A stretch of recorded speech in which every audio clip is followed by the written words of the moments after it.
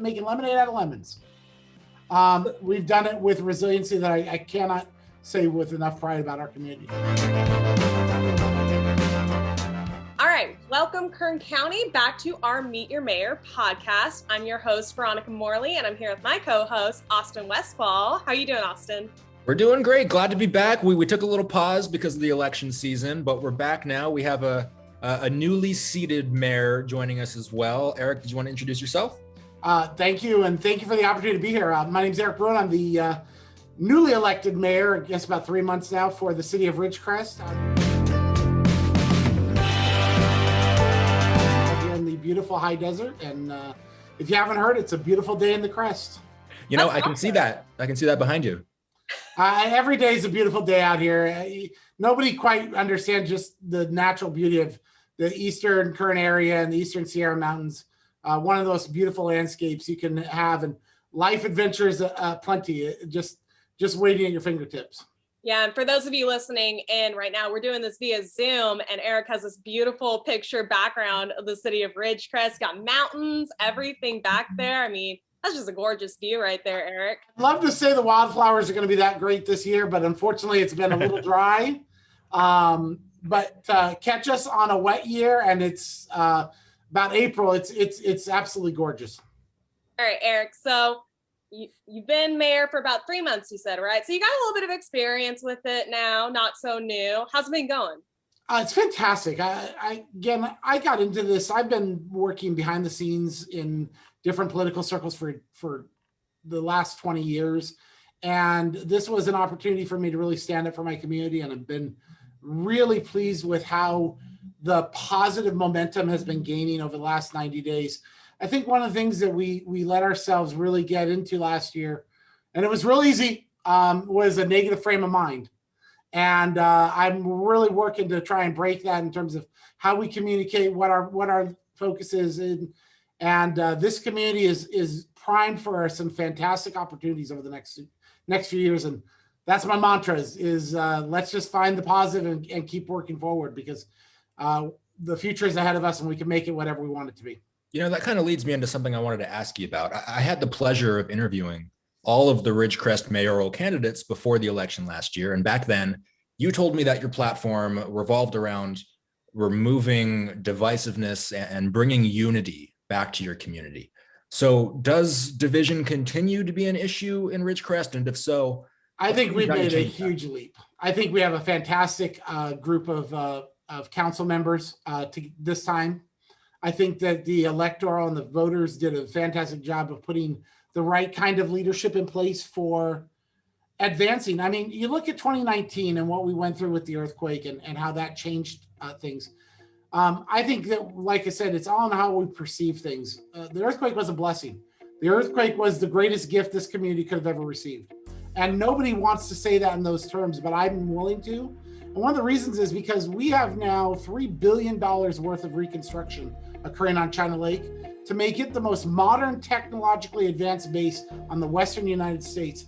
And if you want to talk about an asset to a community's economic wealth for the future, that base is going to be the greatest asset it has been the greatest asset, and it will be a future greatest asset now for this nation and for this county. And then you look at what's happening with the space development in Mojave, and you look at the opportunities that are coming from the solar and wind areas of Eastern Kern. It's a great time to be part of the growth of Eastern Kern, and it's an even better time to be the regional hub for it. Wow, you know, you actually just answered one of the questions that I really wanted to touch base on was, you know, the effect of the earthquakes on you guys, and then going into this pandemic. You know, obviously every city and every county is struggling economically throughout the pandemic from last year and into this year, but especially Ridgecrest, because you guys were just barely recovering from those earthquakes. And obviously you already kind of had this crisis that you guys were dealing with from those earthquakes, and then you come into the pandemic. You know, so to see that there's definitely some positive stories still coming out, that Ridgecrest is kind of still thriving. I mean, that's really great to hear. I gotta give you a little perspective. Economically, we've weathered COVID, I believe, more positively than probably the top 1% of communities nationwide. And I'm going to give you the reason why very simply is because 83% of our population works or is employed by the federal government through the naval installation.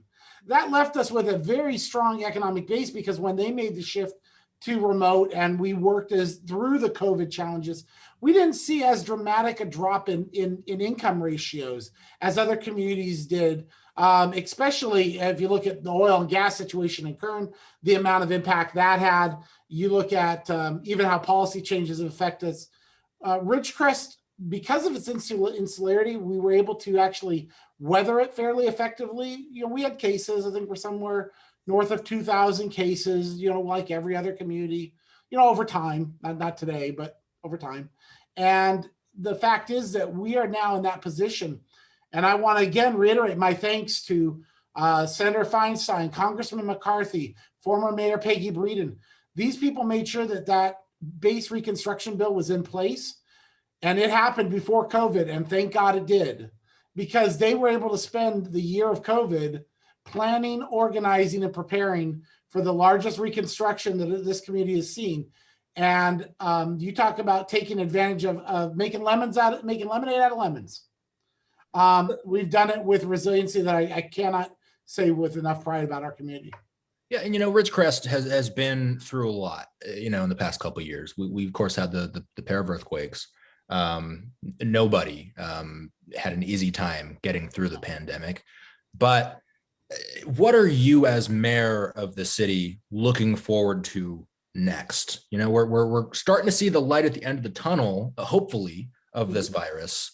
Where do we go from here, and what are your priorities going forward? So I've got a couple that we're working on. I love to tackle low-hanging fruit a little bit first. And I have a reason for that, which is to get some momentum going. I think that communities thrive on positive momentum. And unfortunately, our community took it on the chin probably from 2016 till 2020, both internally, politically, as well as external forces like quakes and COVID. And I think that my first focus is on rebuilding or remodeling that brand and image of what Ridgecrest is. Ridgecrest is an absolute gem in the middle of the Mojave Desert. People come out here and they go, we didn't know this was here. I didn't know that was here. I didn't know that you could go 45 minutes and go to Mount Whitney. And COVID now gives us the opportunity to advertise, promote, and develop our community as an incredible rural resource within the new digital work from home environment. I mean, the fact is Austin could work for Bakersfield and live in Ridgecrest, and he'd be just as effective right now over Zoom, but he could also close the call and go out motorbike riding in 20 minutes out of his garage. That's a cool place to live. You can drive an hour and be in Mount Whitney. You can drive an hour and be in Death Valley. You can drive 30 minutes and be in the Pinnacles in an incredible natural environment. So what I think is, and then the fact that we have the digital 395 fiber laid, we have the most technologically advanced base, hopefully in the Western United States within the next few years. We are primed to become a great rural-based digital suburb if we want to be. And so I'm focusing on building out that momentum. Not that I know we can get there, but we have to first change what our image is. If somebody's shopping for a new place to live, you want to shop where you see the positivity and you see the opportunities and you see the low crime rate and you see the way the community works together, rather than arguing about why we should or shouldn't have had a casino for 4 years. We spent ourselves spinning around in circles more than we moved the ball forward. And kind of that's my first goal, moving the ball forward. So branding and imaging, social media interaction, small regulatory changes that can make huge benefits for us. And the biggest one in my perspective is we are working towards hopefully an annexation deal that would allow us to acquire land closer to Highway 395 and really bring the traffic into the community off of the highway. If you've ever been out to Ridgecrest, it's an 8-mile drive from either point. We're kind of a great big isosceles triangle if you looked at it.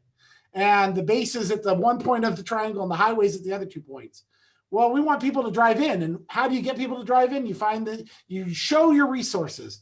And I think access to Highway 395 and beginning to populate that is that type of momentum change. And these are the little changes. We get the annexation, then we can economically develop it. We get some regulatory things over here. We work on this problem over here. And collectively, we start to build that momentum towards what our community can really be. And it'll take 10 years, but you got to start with a vision and then you go from there. So a lot of industry, a lot of tech, a lot of different changes, economic changes coming.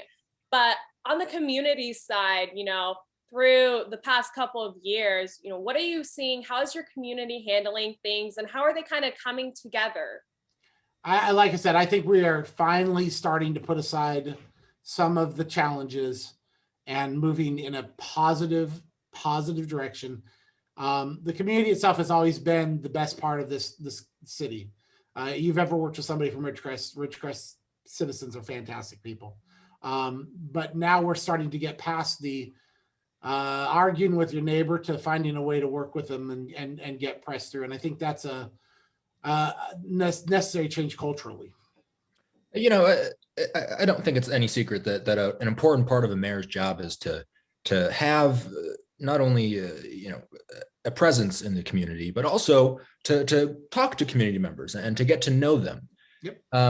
COVID, you might imagine, has made things like that a little more challenging.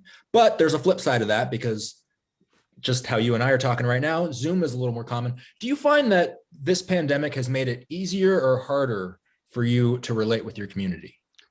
I actually don't think it had as big an impact as people may have thought in terms of our ability to relate to our community, because you're talking about a 30,000 person community in an isolated part of the Mojave Desert. There's no way I'm going to go to the grocery store without running into 3 people talking to me. I mean, I could try, but it ain't going to happen unless I got a mask on and a hat over me. But I wear my mayor badge proud, and I'll have a conversation. So I don't think it's had as big an impact. I think what's really changed is I think social media had a huge impact on all of our perceptions over the last couple years. And I think that part of what I've really focused on, I did in my campaign and I'm focusing on now, is getting a consistent positive message out through that channel so that people feel like there's an openness to bring problems, challenges, ideas. People will close off naturally when they don't think they're being listened to.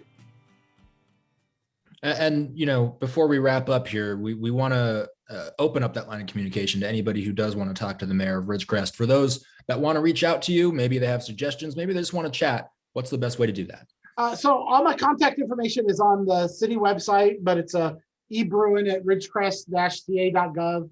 If you're on Facebook, it's Bruen for Mayor. And I post there probably 10, 12 times a week. Just even snippets, our RACVB gave a beautiful presentation on, we're getting a California Welcome Center here in the community sometime in 2021. And they were able to show how it's going to highlight, I apologize for the phone again, I didn't know that was the one, but that's life. But it's going to, I took that and I snipped it and put it on my page and said, look at the incredible things coming. And I think that's part of what I use as that resource. And then of course, email is always my favorite, because I can respond to that 24 hours a day. If I'm up at 1 o'clock in the morning dealing with desert valleys, I can still respond to a city issue. And I love that aspect of it. So, you say there hasn't been too much of a difference communication wise during the pandemic, but Eric, I got to say, I don't know if a phone would have been ringing during this interview if we had all done this in person. That is probably an absolute true statement. And nor would they understand that the door is closed. And I said, I'll be on an interview, but yeah, let me call. Yeah. Nor would you have that picturesque background behind you. No, unfortunately, we would all be just standing around looking at my office, and that's no fun whatsoever. I got plenty of good toys, and I'm known for my Star Wars memorabilia inside it, and you can see Jedi Mickey sitting back there. But I think this is much more the message of what Ridgecrest is, and that's why I like to have I'm telling you, when Austin and I talked, I was at, like I said, the Millennium Falcon. I had to make myself look better this time around. Yeah, no, he was in the Millennium Falcon for our last interview, for those who didn't catch it. I think, when Austin and I first started doing this, one of the kind of envisions we have is that typical podcast look where you're all around the table with microphones and headphones, but Zoom definitely has its advantages. I know you guys got to go, but we actually started. So the credit union agreed and we're doing a live stream we do a live stream every Tuesday before council meetings. We have one called DV Live where we talk about credit union stuff. And then we have DV Live City Talk. And we bring in people from the community to do just this. We do a one-on-one live stream, but then we convert it to a podcast to give the community an opportunity. Water issue, what's coming up on the council agenda, what's the status of roads, what's this. I think that these mediums, if you want to talk about communication changes, I think people have learned to adapt and accept digital communication as a means of working communication versus all the traditional ways. I think it's became part of the mainstream where it was not prior to COVID. And to join that podcast live stream, how can somebody reach out to be a part of that if they have an issue they want to discuss? Just look up Desert Valleys. I don't want to promote the credit union while I'm talking about the city, but I'm saying this was all the idea of what we were trying to do is I want to make sure there's a channel always out there to talk to people. And hopefully I can get the city to bring such a channel, shortly too. You lead by example. All right. Well, Eric, thank you so much for joining us today and just giving us a chance to get to know you. I look forward to it in Austin. I'll have a different background next time, I promise, just to make sure that we have a running gag for as long as we're talking. I look forward to seeing what you come up with next. And I'm glad you so far have had it seems a pleasant first 3 months, and we wish you luck for the rest of your term, Mr. Mayor. I'm just excited to be serving my community. So all thank right, you guys and best wishes. Hope everyone in Bakersfield's taking care too. It's been hard on everyone in the county. All right. Well, that's going to do it for us for our Meet Your Mayor podcast with the mayor of Ridgecrest. If you guys are interested in hearing any of our previous podcasts, you can go ahead and just go to our website, turn23.com, and click on the Meet Your Mayor tab.